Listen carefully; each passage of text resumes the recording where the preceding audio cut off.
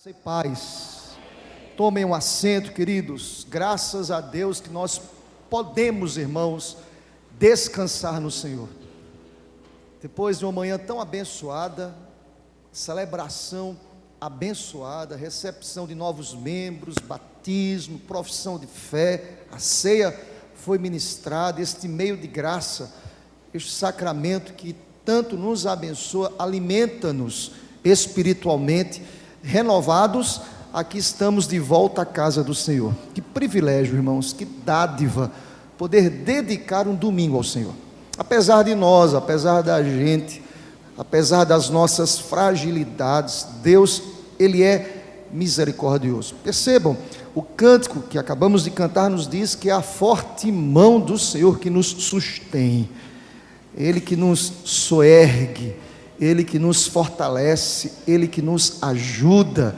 A intervenção é divina, irmãos. Mesmo e apesar de mim e de você, Deus, Ele não se cansa de derramar sobre nós misericórdia, e verdade é que as misericórdias do Senhor foram renovadas nesta manhã, graças a Deus.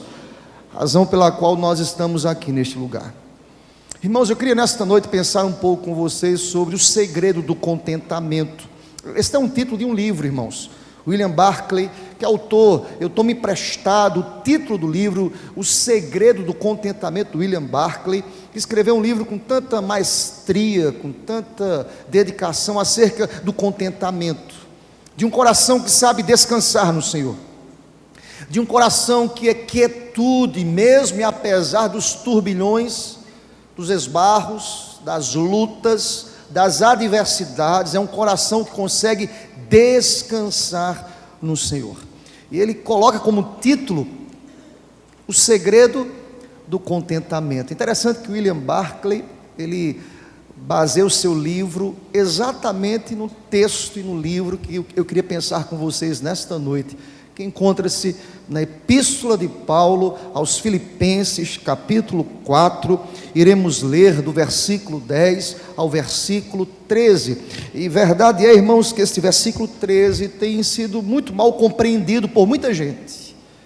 Há quem use esse texto, este versículo fora de contexto, há quem use o versículo 13 de Filipenses 4 como um pretexto, e nós precisamos entender as razões pelas quais o apóstolo Paulo escreveu: tudo posso naquele que me fortalece. Vejam, a partir do versículo 10, nós abrimos aqui uma nova seção. Percebam, se você voltar um pouco, Paulo vai dizer que um coração que está linkado, focado no Senhor, é um coração que finalmente, ou seja, doravante, pensa em estar conectado constantemente com Deus, de tal forma que ele vai construir, a partir do versículo 8, se você volta um pouco, finalmente, irmãos, tudo que é verdadeiro, tudo que é respeitável, tudo que é justo, tudo que é puro, é amável, é de boa fama, se alguma virtude há, e se algum louvor existe, seja isso que ocupe o vosso pensamento. Um pensamento tomado por Deus, é um pensamento que consegue viver contente, satisfeito no próprio Deus. E eu queria ler com vocês, dito isto, o que Paulo escreve a partir do versículo 10. Acompanhe comigo.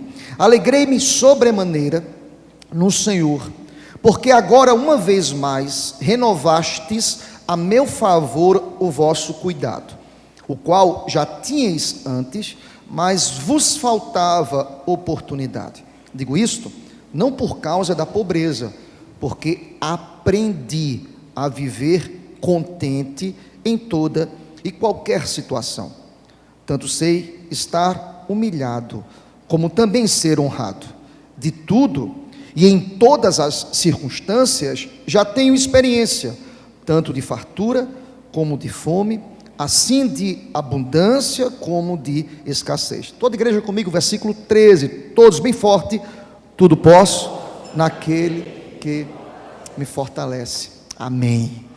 Curva a sua cabeça, vamos conversar com Deus mais uma vez. Deus, ensina-nos através da Tua Palavra nesta noite, que o meu coração e a minha mente estejam escravizados à Tua Palavra, Pai, que ela e tão somente ela nos ensine. Nós precisamos dela, Por isso que eu te peço, ó Deus, nos traz entendimento, compreensão, assimilação daquilo que a Tua palavra quer nos ensinar nesta noite. E usa-me, eu te peço, ó Pai, como instrumento em Tuas mãos, para o louvor do Teu nome e para a edificação do Teu povo neste lugar e nesta hora. Assim te peço, em nome de Jesus. Amém, Senhor. Glória a Deus. Imagine comigo, irmãos, uma mente que está extremamente cativa a Deus, é uma mente que diz: tudo posso naquele que me fortalece. Eu fiquei a pensar, irmãos, é interessante, é um desafio para todos nós manter o equilíbrio diante dos esbarros da vida, manter um coração quieto. Imagine comigo, pensa comigo, o quanto seria confortável as nossas vidas se aprendêssemos a manter os ânimos ordenados em todas as circunstâncias. Seria algo fantástico. Você manter o equilíbrio, manter a lucidez, estar cônscio em tudo e em todas as circunstâncias. Verdade é que, para lhes dizer isso, algumas pessoas podem afirmar no seu coração: pastor, isso é uma utopia. De fato, nós mudamos, nós oscilamos, nós agimos e reagimos diante das realidades que a vida vai nos apresentando, irmãos. Mas verdade é, queridos, como seria interessante se permanecêssemos sem perturbações, calmos, sem reações, quietos, dispostos, animados, esperança renovada, apesar das circunstâncias. É interessante que lhes falar sobre isso, é lhes dizer também que eu estou trazendo uma epístola de um homem que estava preso, encarcerado, angustiado, extremamente açoitado, sem nenhuma reserva, eu poderia usar essa expressão, nenhuma reserva de ânimo, em um contexto gelado, frio, esquecido por alguns. E ele levanta esta epístola, que alguns teólogos a chamam como a epístola da alegria. Note bem, uma epístola que tinha tudo para ser decretada aqui como a epístola do sofrimento, da prisão, do açoite, do esquecimento, da solidão. Mas esta epístola se levanta num contexto de dor para nos dizer que a nossa alegria, que a nossa esperança tem nome, é Jesus, aleluia. Ele é o motivo da nossa canção, ele é o motivo do nosso ajuntamento. É interessante, irmãos, tem tantos livros que falam sobre contentamento. Eu não sei se você já leu um livro que fale sobre contentamento. Eu poderia citar também o livro da Nancy Wilson, que é esposa do Douglas Wilson. Até já citei uma vez aqui esse livro. E ela tem um livro também que fala sobre contentamento, estar contente, satisfeito em Deus. E ela escreve algo que eu achei muito interessante, irmãos. Ela diz que o contentamento mantém um controle sobre o espírito e não permite que as nossas paixões desgovernadas e as nossas emoções que são desenfreadas gerem perturbação no momento exato em que a maior compostura se faz necessário. Um coração contente tranquiliza a alma. Um coração contente consegue agir e falar sabiamente, mesmo quando sob grande provocação. E ela escreve isso com tanta maestria, e ela constrói o seu livro nessa premissa, dizendo o seguinte: um coração que está satisfeito em Deus, um coração que está entregue a Deus, um coração que está rendido a Deus, um coração que tem a sua mente, que pensa naquilo que é justo, amável, puro, agradável, de boa fama, um coração que está rendido a Deus, é um coração que consegue reagir às situações, não a seu moto próprio, mas segundo a ação do Espírito em nós, e louvado seja Deus por isso. A isso nós chamamos de contentamento, irmãos. O apóstolo Paulo é alguém que fala com muita legitimidade sobre contentamento. Paulo não estava aqui no resort, Paulo não estava aqui de férias, Paulo não estava aqui em um chalé com piscina privativa. Paulo estava preso. Paulo estava sendo açoitado, irmãos, em uma prisão extremamente terrível. Por quais razões, pastor? Porque ele pregava Cristo, porque ele pregava o Evangelho, porque ele falava do amor, porque ele apresentava ao mundo cativo ao pecado uma palavra de esperança. Paulo tinha razões humanas para dizer: Deus, eu não consigo entender as razões pelas quais eu estou preso, mas Paulo se levanta como escritor desta epístola para dizer: alegrem-se no Senhor. Outra vez vos digo, alegrem-se em Jesus. Eu estou aqui hoje à noite para lhe dizer a razão para você estar alegre. Como assim, pastor? Se eu contar a minha história aqui, pode ter certeza que não há razão para se alegrar. Eu estou aqui para lhe dizer nesta noite: alegre-se em Jesus. Alegre-se no Senhor. Esse jamais irá nos decepcionar. E a carta de Paulo aos Filipenses, irmãos, exala em suas palavras contentamento cristão. Essa palavra, este livro, esta epístola, ela não contém somente expressões clássicas e conhecidas, não, é muito mais do que isso. É alguém que de fato espera no Senhor. E se você prestar atenção, lembro-vos de que ele está preso, está ali só, sem o contato com a comunidade, mas Paulo usa o substantivo alegria ou o verbo alegrar-se 16 vezes nesta carta, mesmo preso. Quem sabe para muitos seria tempo de murmuração, de lamento, de choro, de revolta, de dizer: não, Deus, eu não aceito isso, por que comigo? E vejam, as razões pelas quais Paulo está preso são razões legítimas, em que todos nós daríamos e assinaríamos embaixo: ele está pregando o Evangelho, mas ele está preso. E quem sabe você está aqui hoje à noite, quem sabe até enfrentando o esbarro da vida, uma dificuldade, uma dor, um lamento e uma angústia, mas o Senhor nos leva a olharmos não para as circunstâncias, mas para fitarmos os nossos olhos naquele que é o autor e consumador da nossa fé, Cristo Jesus, aleluia. Nós tratamos sobre ele pela manhã, Apocalipse capítulo 5, Cordeiro glorificado. Olha para Jesus. Paulo é aquele que nos convida a olharmos para Cristo. E aqui, irmãos, note bem, a ideia de alegria aqui refere-se a um estado de satisfação em Cristo, não alguém que é masoquista, não alguém que diz assim: Deus, eu quero sofrer. Ninguém pede sofrimento, irmãos. Eu quero alegria, eu quero paz. Você quer também isso? Ninguém pede sofrimento. Mas é no cadinho do sofrimento, é no deserto, é na provação que Deus trata o nosso coração e forja o nosso caráter. Você entende isso, amém, meu irmão?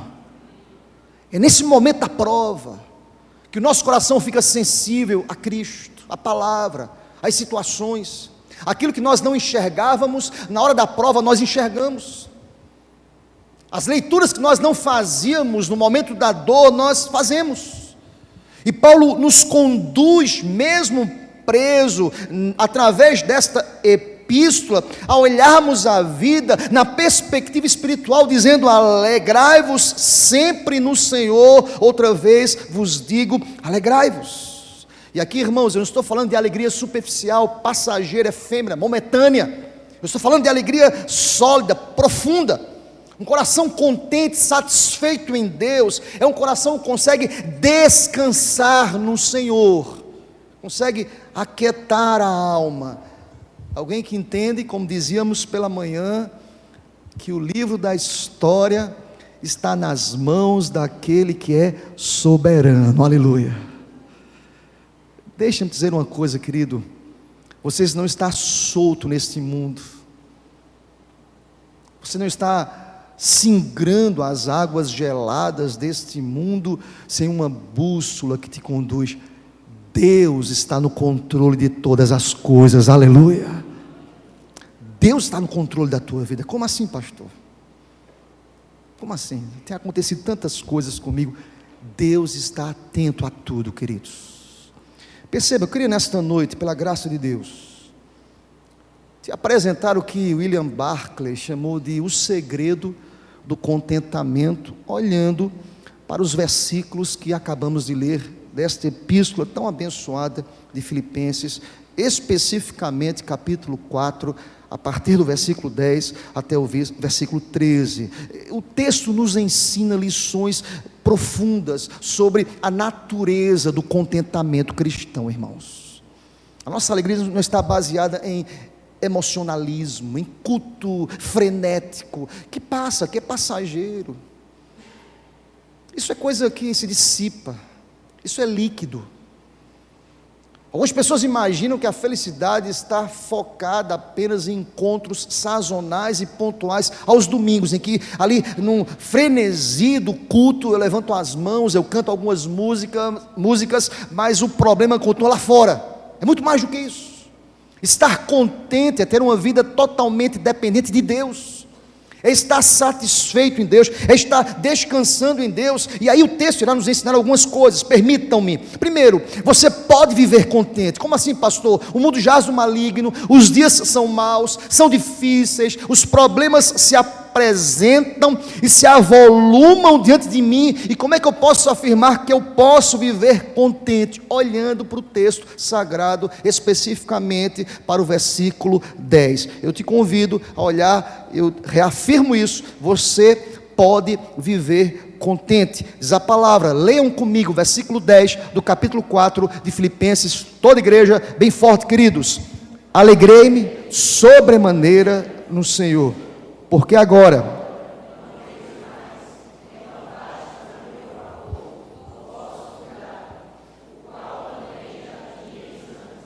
mas faltava.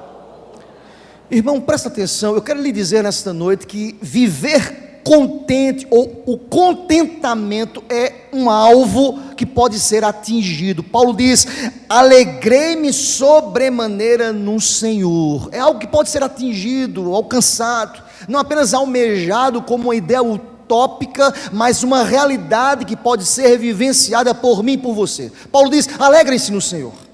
Repito, queridos, nós percebemos aqui que Paulo foi um receptor agradecido de tudo aquilo que Deus fez, ou todos os meios que Deus usou para abençoá-lo. Repito, Paulo está preso, Paulo recebe o cuidado dos irmãos, e sabe o que ele diz assim, olha, eu não me sinto esquecido, eu penso que esses irmãos não tiveram a oportunidade de me abençoar, mas eu estou satisfeito no Senhor. Percebem? Quando nós não estamos satisfeitos no Senhor, nós potencializamos os problemas em detrimento às bênçãos que nós recebemos de Deus. Paulo não. Paulo diz assim, olha, vocês me abençoaram, e quem sabe ele passou um hiato sem ser notado, ou sem receber benefícios dos irmãos de Filipos, mas ele fala assim, eu sei que vocês não me abençoaram antes, porque vocês não tiveram oportunidade para isso. Alegrem-se no Senhor. Irmãos, Paulo tinha o seu coração dominado por Cristo, aleluia. Eu conheço muita gente que faz o contrário, que potencializa os problemas.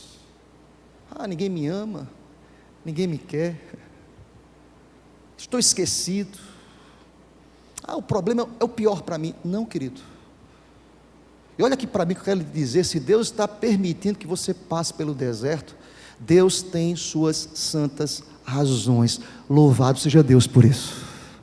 Deus quer tratar o coração da gente, de tal forma que Paulo diz, alegrem-se no Senhor. A sua alegria estava depositada no Senhor.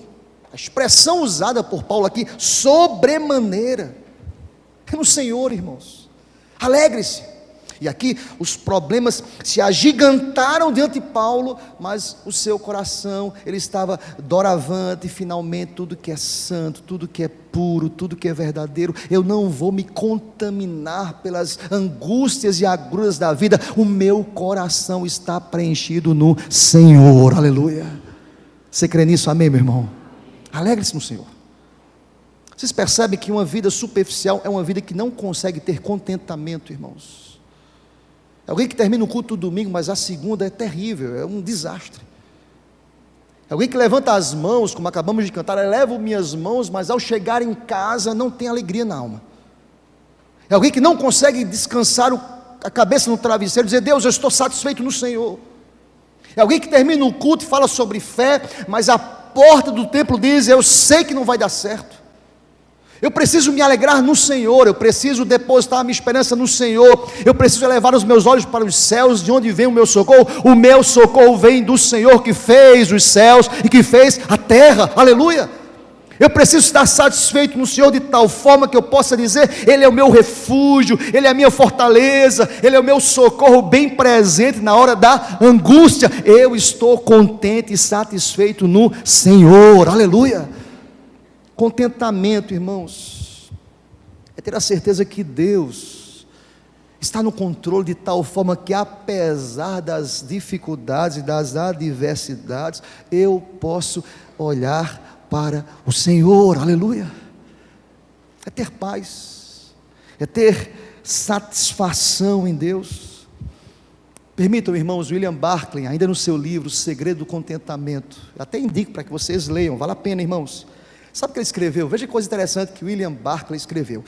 Ele decidiu escreveu lá um livro sobre contentamento, não por tê-lo alcançado plenamente. Eu resolvi escrever sobre o contentamento por me considerar a pessoa mais insatisfeita muitas vezes do mundo. Não a mais satisfeita, a mais insatisfeita do mundo. Eu resolvi escrever sobre contentamento. Sabe o que ele disse? Pelo contrário, disse ele, comecei a estudar e por fim a escrever sobre contentamento, porque eu estou frequentemente descontente. Ele disse: entrei em crise. Como é que eu sou um crente e vivo descontente? Eu vou escrever sobre contentamento. Ao escrever sobre contentamento e ter a epístola de Paulo aos Filipenses como base, ele entende que o contentamento tem que ser lido, escrito, tem que ser estudado constantemente. E ele escreve: eis a razão pela qual eu preciso ler, reler e aplicar continuamente em minha vida o tema contentamento. Olha aqui para mim, querido, quem sabe você tem trocentos anos de igreja, mas você tem um coração descontente. Eu quero lhe dizer nesta noite: alegre-se no Senhor, aleluia. A denominação pode te decepcionar, a igreja vai te decepcionar, a liderança vai te decepcionar, o teu marido vai te decepcionar, a tua esposa vai te decepcionar, os teus filhos irão te decepcionar, mas há um Senhor que diz assim: eu te seguro com a minha poderosa mão, aleluia. Esteja satisfeito no Senhor. A primeira coisa que o texto me ensina nesta noite é que eu posso viver contente. Paulo diz: alegrem-se no Senhor. Mas vejam, para viver contente, Paulo irá nos dizer que nós precisamos aprender a ter contentamento. Contentamento é uma matéria que se aprende. Olha comigo o versículo 11, olha comigo, por gentileza. Digo isto, não por causa da pobreza, porque eu aprendi a viver contente em toda e qualquer situação. A segunda coisa que Paulo quer dizer a esta igreja é que ele aprendeu a ter contentamento. Sabe o que eu aprendo aqui, irmãos? É que contentamento pode ser aprendido. Por isso que o William Barclay resolveu escrever, para aprender mais. Contentamento não é uma matéria que vem pronta, a nossa vida é forjada. Eu preciso aprender a estar satisfeito no Senhor.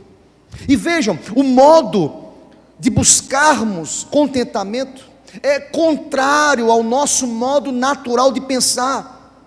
Eis a razão pela qual Paulo diz: eu aprendi a viver contente. Porque habitualmente, a rigor, nós queremos que as coisas aconteçam na nossa visão, com a nossa régua, com nosso modo de enxergar a vida. Nem sempre é assim, irmãos.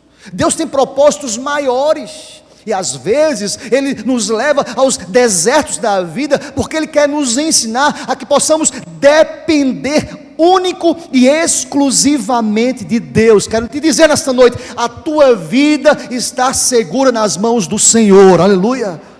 Aprenda a ter contentamento, irmãos. E Paulo aqui é muito eficaz no seu ensino. Ele diz: porque eu aprendi. Irmãos, esta é uma matéria que não pode ser terceirizada. Eu não posso falar sobre contentamento para vocês aqui hoje à noite, dizer assim: aprendam. Eu tenho que aprender constantemente. Paulo diz: eu aprendi a estar contente. Porque a vida cristã é uma vida de discipulado ininterrupto. E Paulo diz: eu aprendi, o Senhor está comigo me ensinando, eu tenho aprendido a fazer isso. Se você for um curioso a estudar, a palavra contente aqui no grego significa autossuficiente ou independente. E aí eu preciso explicar para vocês. É a mesma palavra que Paulo usa em 2 Coríntios 12, quando Deus disse a Paulo, lembra daquela experiência de Paulo? Ele tinha um espinho na carne, ele clamou por 3 vezes: afasta de mim esse espinho. Aí sabe o que Deus disse? Paulo, a minha graça te basta. É a mesma ideia aqui no texto. Eu estou satisfeito em Deus. Nem sempre aquilo que eu peço a Deus, Deus responde de forma afirmativa. Ele diz às vezes não para mim ensinar, para que eu possa depender dEle, para que eu possa entender que a minha vida está segura nele, para que a minha esperança esteja nele, para que o meu coração esteja voltado a Ele. E Paulo diz: eu aprendi, porque quando Deus disse a mim, a minha graça te basta, Paulo diz: eu entendi e aprendi que a graça e o favor de Deus é suficiente na minha vida, aleluia. Sabe o que Deus está dizendo para mim e para você nesta noite? Aprenda. Mas irmãos, note bem, em nome do Senhor, é que o apóstolo Paulo foi aquele que disse a Timóteo, se você quiser conferir na sua Bíblia, em 1 Timóteo capítulo 6, versículo 8, ele escreveu ao jovem pastor Timóteo dizendo: tendo sustento com que me vestir, estamos contentes. Irmãos, alguém falar sobre isso é desafiador, irmãos. Pensa comigo, eu estou falando de um texto que tem mais de 2000 anos. Vamos falar em nosso contexto extremamente consumista. Alguém diz assim: Deus, muito obrigado, ter o que comer, o que vestir, estou satisfeito. É um desafio para a gente. Nesse mundo de tecnologia, dos avanços tecnológicos, de um celular que sai hoje, daqui a 15 dias já tem outro novo, de um carro que é lançado 6 meses antes, para um ano que ainda vai surgir, em um mundo consumista, capitalista. Deus nos ensina nesta noite a afirmarmos constantemente: tendo sustento, o que me vestir, eu estou contente. Sabe por quê, querido? Olha aqui para mim, porque a nossa alegria tem nome, é Jesus. A nossa satisfação é Cristo. O nosso contentamento não surge automaticamente. Surge com aprendizado, surge com perseverança, surge como um processo. Por isso que Paulo diz: eu aprendi a estar contente. Não digo isso pela pobreza. Irmãos, entendam, Paulo estava aqui preso, passando por dificuldades, até mesmo de provisão, de alimento. Mas Paulo diz assim: eu estou contente porque eu aprendi, eu entendo que a minha alegria não está voltada, fincada, alicerçada, atrelada às coisas, às circunstâncias. Eu estou contente, eu estou feliz. Olha aqui para mim, querido, quem sabe você chegou aqui hoje à noite extremamente triste. Eu estou aqui como boca de Deus para lhe dizer: olha para Jesus, aleluia. Esteja contente em Cristo, olha para Jesus. Graças a Deus que aqui nada disso acontece, mas tem esposa que está decepcionado com o marido, tem marido decepcionado com a esposa, tem filho decepcionado com o pai, tem pai decepcionado com o filho. Nós iremos decepcionar, somos falhos e pecadores. Mas eu te convido nesta noite a olhar para Jesus. Alegre-se em Jesus, anime-se em Jesus, estejam satisfeitos em Jesus, aleluia. Paulo aprendeu a ter contentamento. Mas caminha comigo, querido, nos versículos 12 e 13, para a gente fechar essa palavra hoje à noite. O texto nos diz que nós não estaremos verdadeiramente contentes até que possamos aprender a viver contentes em qualquer situação que viermos a enfrentar. Algumas pessoas imaginam que contentamento está tudo muito bem. Não, irmãos. Veja, há um efeito aí diferente na vida espiritual. Às vezes o contentamento é encontrado na hora da aflição, da dor, na hora da enfermidade. Você está contente em Jesus. Na hora que as portas se fecham, você fala assim: eu não consigo entender. Habitualmente, naturalmente, eu deveria estar angustiado, mas eu estou contente. Eu deveria estar aflito, mas eu estou feliz. Eu deveria estar ansioso, mas eu estou em paz, porque é uma ação de Deus, irmãos. livre de Deus, soberano de Deus. Quando nós estamos satisfeitos em Deus, o nosso coração está seguro nele. E veja o que Paulo fala, versículos 12 e 13, acompanha comigo: tanto sei estar humilhado, como também ser honrado, de tudo, e em todas as circunstâncias, eu já tenho experiência, tanto de fartura, como de fome, assim de abundância, como de escassez, tudo posso naquele que me fortalece. Aleluia. Veja, irmãos, Paulo expande aqui o seu tratado sobre contentamento, irmãos. Ele diz: eu sei, tanto sei. Paulo revela aqui, irmãos, a sua experiência, da sua maturidade espiritual. Tem muito crente imaturo, menino na fé. Está feliz, está caminhando, está animado, está operoso na igreja. No primeiro esbarro, na primeira dificuldade, desanima. Não tem alegria, não tem ânimo, não tem contentamento. Não se sente desafiado para exercitar a fé. Paulo diz, diferentemente, eu aprendi. O segredo do meu contentamento é sentir contentamento em toda e qualquer circunstância, ou em qualquer lugar, porque a minha alegria é Cristo. Eu sei o que é estar alimentado, eu sei o que é ter fome, eu sei de tudo isso, porque sobre todas essas circunstâncias eu passei, mas o meu coração estava satisfeito em Jesus. Aprenda o segredo, querido, o segredo é Cristo. Aleluia. Se tem faltado contentamento no teu coração, tem faltado Cristo na tua família, no teu coração, na tua alma, irmão. Convida Jesus para ser o centro da tua caminhada com Ele, em nome do Senhor. O segredo é Cristo. E percebam, irmãos, que esse ministério do contentamento é um ministério de exercício constante.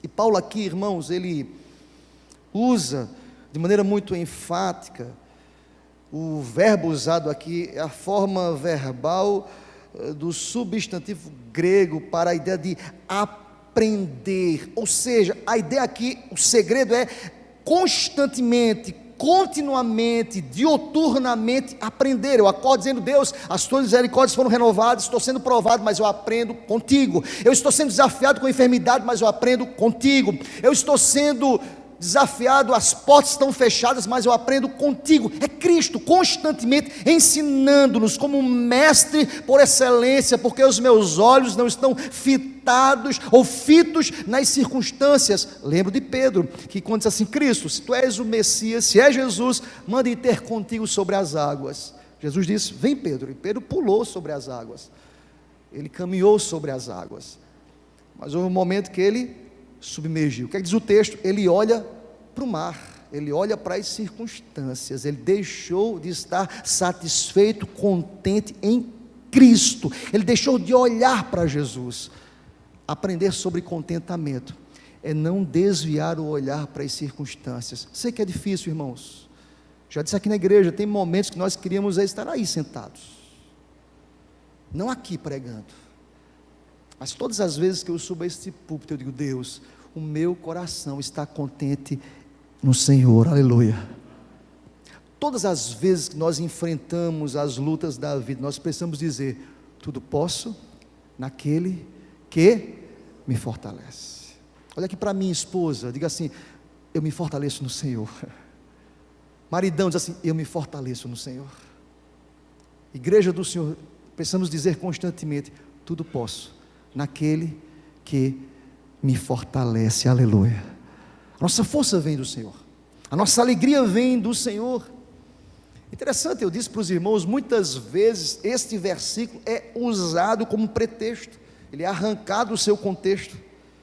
Paulo não está dizendo aqui que é um super-homem, não, irmãos, de maneira alguma. Paulo não está dizendo isso. Eu sou um super crente, tudo posso naquele que me fortalece. Se Deus está comigo, tudo posso. Eu sou um super crente, eu sou um super-homem. Paulo diz: tudo posso naquele que me fortalece. Sabe o que Paulo está dizendo? Isso aqui é uma declaração de que alguém extremamente fragilizado, de alguém que é extremamente fraco, é alguém incapaz de se autofortalecer. Sabe qual é o grande problema das pessoas? É que imaginam que conseguem resolver os problemas a moto próprio. Não, querido, a nossa força não vem de nós mesmos, A nossa coragem não vem de nós mesmos. A nossa fé não é produzida, é dom de Deus, vem de Deus, tudo vem de Deus. Eu preciso permanecer firme no Senhor, posso naquele que me fortalece. O sujeito aqui é Cristo, é a graça, é o poder, é a suficiência da presença de Deus em toda e qualquer circunstância. Seja Deus glorificado para sempre, aleluia. Eu quero que você saia daqui hoje à noite dizendo: o tudo aqui que Paulo apresenta é constrangido pelo contexto aqui. O tudo aqui não é decretar, irmãos, acaba com esse negócio, é o decreto, eu quero isso é fumaça, isso não é de Deus não. Eu fiquei pensando uma vez, já pensou se Deus me desse tudo que eu já pedi, eu não estaria aqui hoje, eu não estaria aqui. Deixa eu explicar para vocês por quê. Houve um momento na minha vida, diz a lenda, né, que eu já joguei bola, irmãos, e modesta parte, Maxwell, eu era bonzinho, tá, irmão? E com 15 anos de idade, irmãos, eu fui procurado por chamava-se na época um agente aí de futebol, que veio aqui para Maceió, para levar 2 garotos para o São Paulo Futebol Clube. Eu tinha 15 anos de idade, e esse pessoal foi na minha casa falar com os meus pais, e fizeram um torneio no Farol aqui, com os times da época, e eu fui um dos selecionados. Foram 2 adolescentes, eu e outro aqui no Maceió. A ideia era fazer um teste no São Paulo Futebol Clube, e lá eu ia estudar o ensino médio, e tinha toda a alimentação, não tinha salário não, era alimentação, uma ajuda de custo, e depois da aprovação do teste. Tinha 15 anos de idade, e levei essas 2 pessoas na minha casa, para falar com meu pai e minha mãe na época, e a resposta dele foi categórica: não vai, meu filho, de jeito nenhum. Irmãos, eu pedi a Deus isso. Lembro que eu passei um mês quase chorando, irmãos, eu chorava copiosamente. Meu pai frustrou o meu sonho, fiquei revoltado, irmãos. Esse negócio que Deus colocou paz no coração, nada disso, era o meu sonho, meu desejo. Todo adolescente, 15 anos de idade, as projeções, e meu pai disse: ele não vai, não sinto paz nisso não. O tempo passou, e Deus tinha projeto no meu coração, porque de lá para cá, dos 15 anos para cá, passei aquele período da frustração, da dor, do choro, do lamento, da revolta até com os pais. Assim, rapaz, ele frustrou um sonho, frustrou os meus sonhos. Mas eu quero dizer que Deus, Ele não sonha, Deus determina, Deus estabelece todas as coisas. Eu fiquei só jogando pelada, joguinho aqui em Maceió, mas Deus me deu a nobre missão de expor, pregar e pastorear um rebanho que é dele. Louvado seja Deus. Eu posso dizer com muita lucidez nesta noite: tudo posso naquele que me fortalece.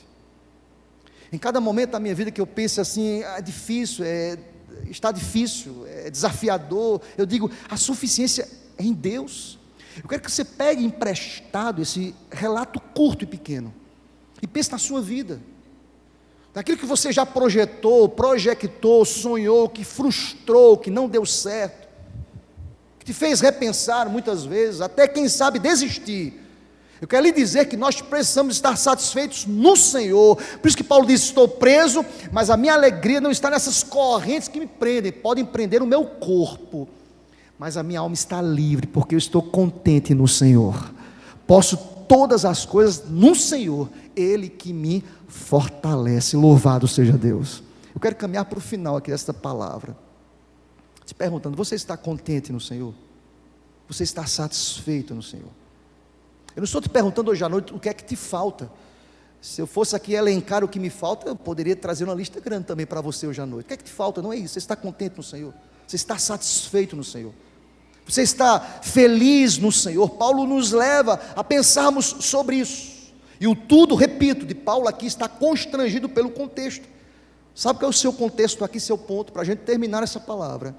É que em quaisquer que forem as circunstâncias em que ele se encontra, quer com os ricos, os poderosos, quer com os pobres, os desprovidos, quer pregue para grandes multidões, quer encarcerado, numa imunda prisão, ele aprendeu, Paulo, a lançar-se sobre Deus e estar contente em Deus.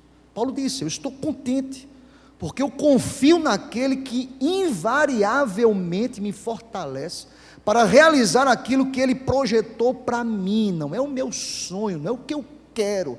Eu quero te dizer nesta noite, não é o que você quer, querido.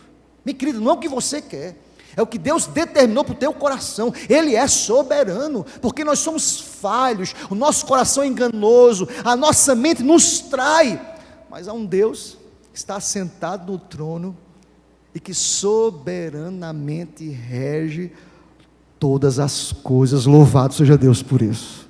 Você crê nisso, meu irmão? Amém? Você está contente no Senhor?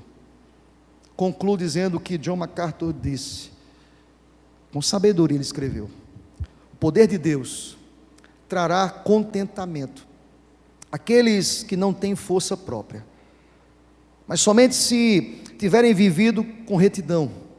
Não há nenhuma correção rápida, não há nenhum atalho para o contentamento. O contentamento vem apenas para aqueles que são fortalecidos pelo poder divino. E o poder divino, dizia ele, não surge de conselheiros, não surge de terapias emocionais, não surge de fórmulas de autoajuda, mas apenas de uma vida piedosa, devotada e confiante naquele que de fato pode fortalecer as nossas vidas. Eu posso dizer como Paulo nesta noite: tudo posso naquele que me fortalece. Louvado seja Deus por isso. Amém, meu irmão? Vamos repetir como Paulo essa expressão, toda igreja: tudo posso naquele que me fortalece. Mais uma vez, queridos, tudo posso naquele. Quero te convidar a se colocar em pé em nome do Senhor. Vamos louvar, irmãos.